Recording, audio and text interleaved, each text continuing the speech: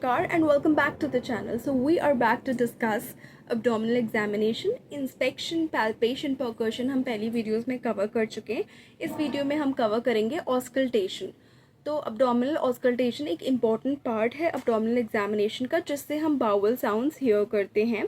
Stethoscope की definitely ज़रूरत होती है और जो ऑस्कल्टेशन से उससे हम डिटरमाइन कर सकते हैं कि बाउल साउंड्स नॉर्मल हैं या बढ़ी हुई हैं या बिल्कुल कम हो गए हैं, एब्डोमेन जो है साइलेंट है. ये सब डिटरमाइन कर सकते हैं. और साथ साथ आयोटा में कोई ब्रूएट तो नहीं है, abdominal वेजल्स में कोई ब्रूएट तो नहीं है, वो डिटरमाइन कर सकते हैं.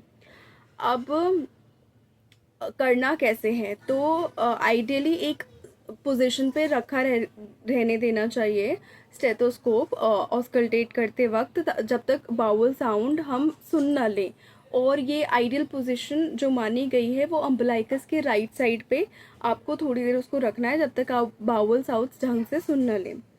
अब जो नॉर्मल बाउल साउंड्स होंगी वो लो या मीडियम पिच्ड गर्गल्स होती हैं एंड वो इंटरस्पर्स्ड होती हैं या मिक्स्ड होती हैं with occasional high pitched tinkle और नॉइज़. और ये देखने को मिलता है कि ये काफ़ी एब्डोमिनल कंडीशंस को जो है डिटरमाइन करने में हेल्प करती हैं. आप उसे जज कर सकते हैं. अब आते हैं उन कंडीशंस पे. तो जो सबसे पहली कंडीशन हम डिस्कस करेंगे वो है simple acute mechanical obstruction of the small bowel. इसमें बाउल साउंड्स जो है एक्सेसिव हो जाती हैं एंड एग्जैजरेट हो जाती हैं और frequently low pitched gurgles here होते हैं, जिनको नाम दिया जाता है बॉर्बोराइजमी. एंड ये बाउल साउंड्स ऑफन एक क्रिसेंडो की तरफ बढ़ती हैं ऑफ हाई पिच्ड टिंकल्स, यानी बहुत सारे हाई पिच्ड टिंकल्स आपको सुनाई देंगे and occurring in a rhythmic pattern with peristaltic activity. जैसे जैसे पेरिस्टालिटिक मूवमेंट होगा अंदर, वैसे वैसे ये साउंड आपको बढ़ती हुई सुनाई देगी. Presence of such sounds at the same time, जब ये साउंड आपको सुनाई देगी उसके सेम टाइम पे पेशेंट जो एक कोलिकी एब्डोमिनल पेन एक्सपीरियंस करेगा.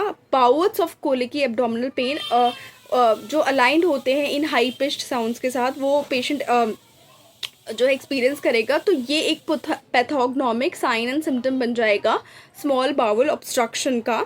एंड जो bouts of peristaltic activity and colicky pain होता है, तो उस वक्त तो ये साउंड्स बढ़ जाती हैं, लेकिन in between peristaltic activity and bouts of colicky pain जो स्पेस होता है, जब ना पेरिस्टालिटिक एक्टिविटी हो रही है ना दर्द बढ़ रहा है, उस वक्त एब्डोमेन जो है साइलेंट हो जाती है, उसमें कोई साउंड सुनाई नहीं देती है, बहुत ही कम साउंड्स सुनाई देती हैं.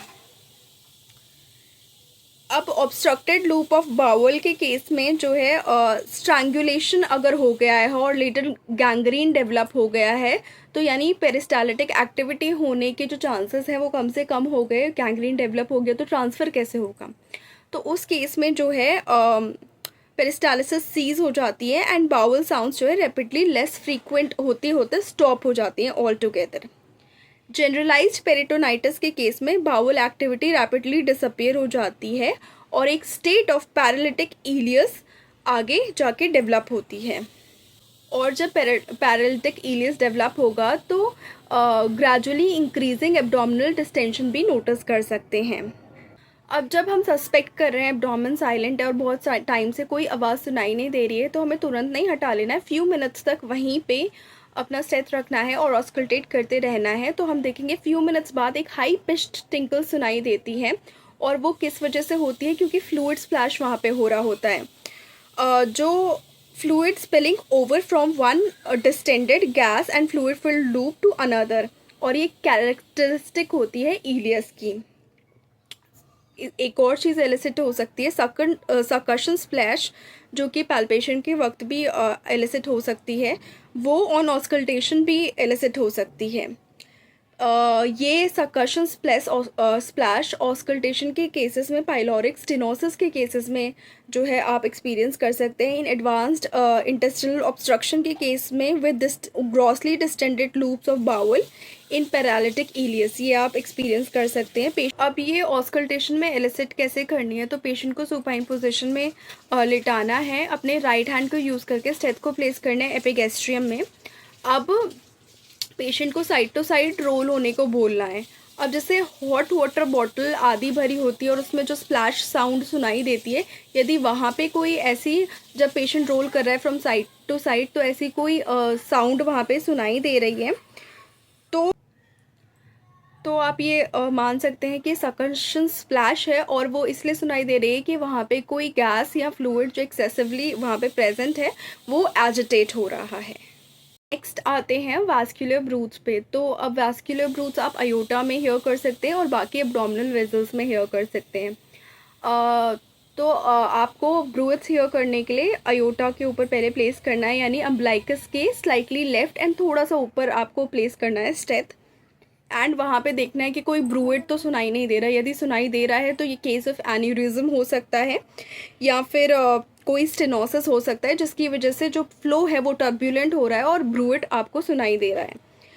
अब सिमिलर प्रोसेस हम रिपीट करेंगे इलियक आर्टरी के लिए, इलियक फोसा में, and for common femoral arteries and each groin. In case में भी ये ध्यान रखना है कि यदि जो ब्रूइड सुनाई दे रहा है यानी फ्लो टर्ब्यूलेंट है और स्टेनोसिस या एन्यूरिज्म का केस ये हो सकता है।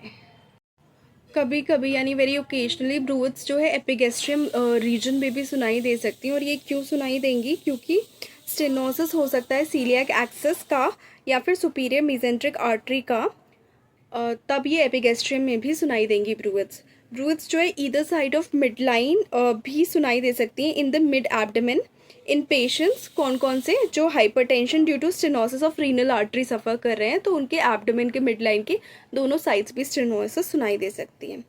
ब्रूइड जो है हेपेटोमा के ऊपर भी सुनाई दे सकता है, और ये इसलिए क्योंकि इंक्रीज ब्लड फ्लो होता है विद इन द ट्यूमर, इसीलिए वहाँ पे ब्रूइड सुनाई दे सकता है। जहाँ जहाँ टर्ब्यूलेंट फ्लो होगा वहाँ वहाँ ब्रूइड सुनाई देगा, और ये इस केस में कोई ट्यूमर हो सकता है या एन्यूरिज्म या स्टेनोसिस हो सकता है। तो that was it for auscultation for abdominal examination, and we'll make more such series जहाँ इन्फॉर्मेशन हम आपस में शेयर कर सकते हैं, एंड उस पर उसके प्रैक्टिकल एक्सपीरियंसेस आप लोग कमेंट सेक्शन में शेयर कर सकते हैं। Please to stay connected, please like the video, share the video and subscribe to the channel, and do not forget to hit the bell icon. Thank you so much.